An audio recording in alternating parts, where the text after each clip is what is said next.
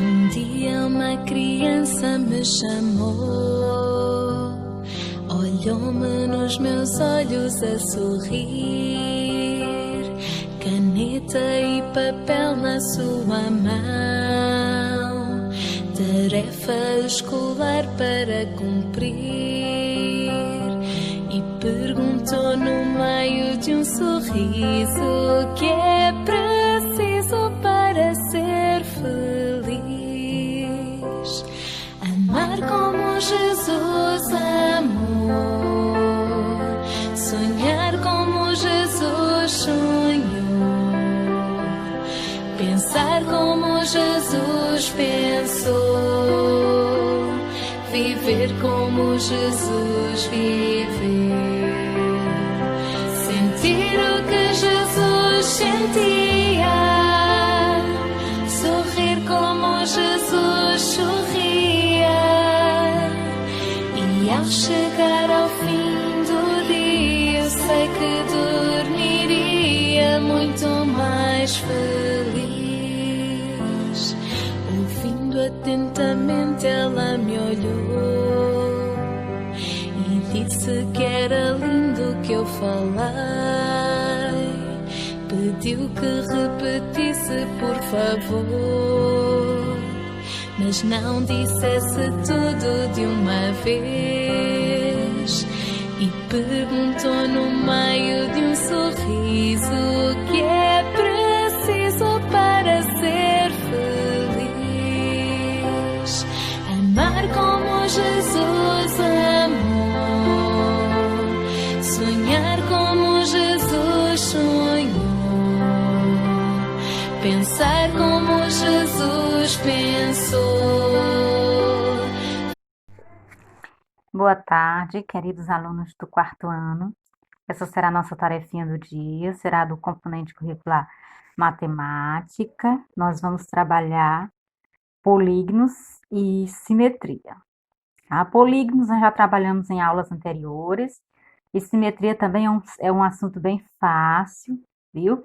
No decorrer da tarefinha, quando a tia estiver explicando, respondendo, vocês vão entender que é super fácil. Não esqueçam de colocar o nome da escola, Unidade Escolar Humberto de Campos. Não esqueçam de colocar as letras maiúsculas no início dos nomes. O ano que vocês estudam, o nome da tia, o nome de vocês, caprichado, o número de chamada, quando a gente estava em turma, ainda é o mesmo, certo? E aqui nós temos aqui a definição. O que é polígono? São figuras geométricas, planas, fechadas, formadas por segmento de reta. Por exemplo, nós temos aqui, ó, uma figura plana formada por um segmento de reta. É formado por... O segmento de reta são essas linhas, né, que elas não se cruzam e são retas, não tem linha curva. Os polígonos, eles não têm linhas curvas, eles são formados por linhas retas e fechadas, como nós temos aqui. Aí nós temos os lados, nós temos aqui na figura ângulo, que é onde encontra aqui duas linhas. Nós temos aqui as vértices, e aqui do lado tem a definição. Lado é cada um dos segmentos de reta que formam o polígono. O que é vértice? É cada um dos pontos onde se unem os lados. Como vocês veem aqui, ó, esses pontinhos aqui são as vértices. Dois lados do polígono formam um ângulo. Esse lado aqui com essa abertura aqui, nós chamamos de ângulo. Esse desenho aqui, esse polígono aqui, por exemplo, ele tem 4 ângulos. A questão número 1 diz assim: das figuras abaixo, quais são polígonos? Circule. Esse aqui, porque o losango, porque é formado por segmento de retas que não se cruzam, né? Segmento de retas fechada. E o triângulo, certo? Segundo, observe os polígonos e escreva o nome deles de acordo com o número de lados. Ou seja, isso aqui nós já trabalhamos antes. Se eu tenho um polígono com 3 lados, ele é um triângulo. Se eu tenho um polígono com 4 lados, ele é um quadrado. Se eu tenho um polígono com 5 lados, 1, 2, 3, 4, 5 lados, ele é um pentágono. Se eu tenho um polígono com 6 lados, ele é um hexágono, certo? De acordo com a quantidade de lados, ele recebe um nome específico, os polígonos. A tia colocou aqui com letra inicial maiúscula, porque nós estamos trabalhando, iniciando a resposta, certo, meus amores? Por isso que a tia colocou quadrado, pentágono, hexágono e triângulo com T maiúsculo. Terceira questão, desenhe um polígono de 8 lados. Quantas vértices ele tem e quantos ângulos, né? Nós já sabemos que os ângulos, essa abertura aqui onde as duas linhas se encontram, e nós já sabemos que as vértices são esses pontinhos, esses cantinhos aqui, onde as linhas se encontram, se fecham, né? Então, aqui ele tem 8 vértices e 8 ângulos. Ele é um octógono, porque ele tem 8 lados. O nome desse polígono é octógono, porque ele tem 8 lados. Página seguinte, quarta questão, nós temos aqui, observe o diálogo entre Francisco e André.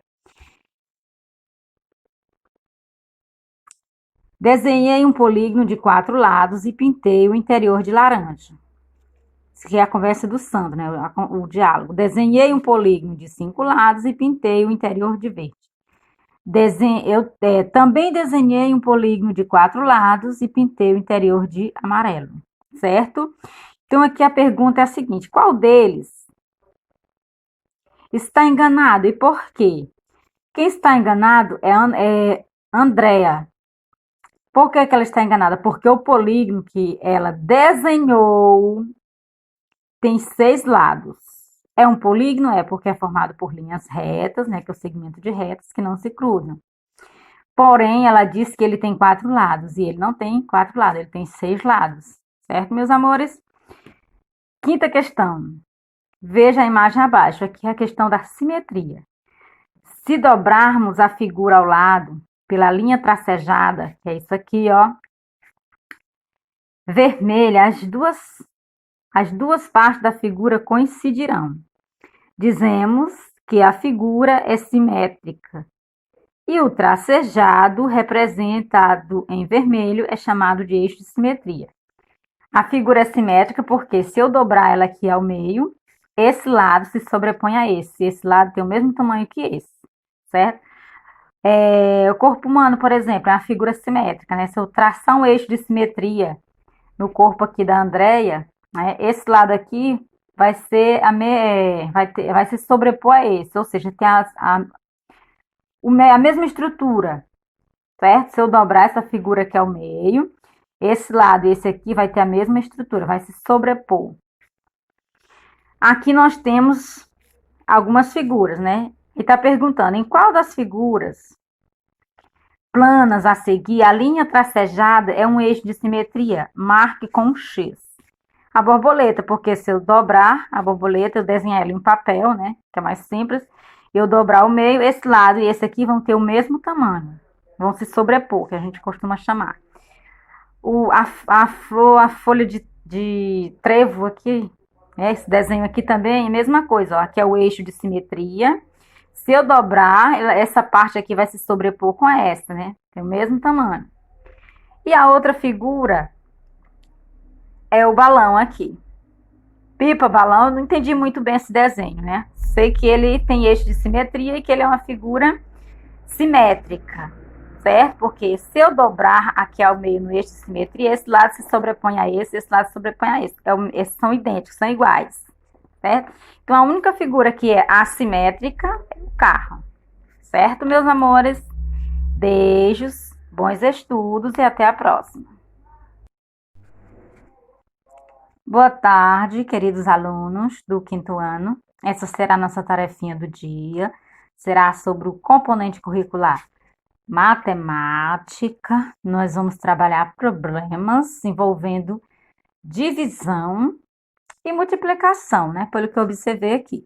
Então, no início, vocês vão colocar a escola, Unidade Escolar Humberto de Campos, caprichado, o ano que vocês estudam, o nome da tia, número de chamada e o nome de vocês aqui, por favor. Não esqueçam de iniciar com letras maiúsculas. No primeiro aqui, nós temos O seguinte, uma merendeira preparou 558 pães, que foram distribuídos igualmente em 18 cestas. Quantos pães foram colocados em cada cesta? Nós vamos fazer aqui a operação, nós vamos dividir 558 por 18, que vai obter aqui o quociente 31, certo, amores? Então, você vem e marca aqui, mas eu quero que faça a operaçãozinha aqui bonitinho, certo? Segunda questão. Para conseguir dinheiro para a construção de uma quadra de esporte, a diretora de uma escola mandou confeccionar camisetas que foram vendidas a preço de R$ 12 cada. Com a venda foram arrecadados R$ 996. Quantas camisetas foram vendidas?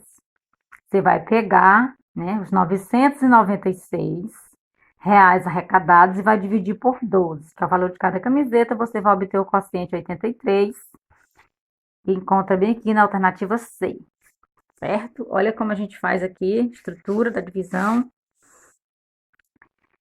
Esse item aqui, a tia apenas marcou aqui a alternativa B, né, que são 50 caixas com 100 envelopes e sobrarão 39 envelopes, tá?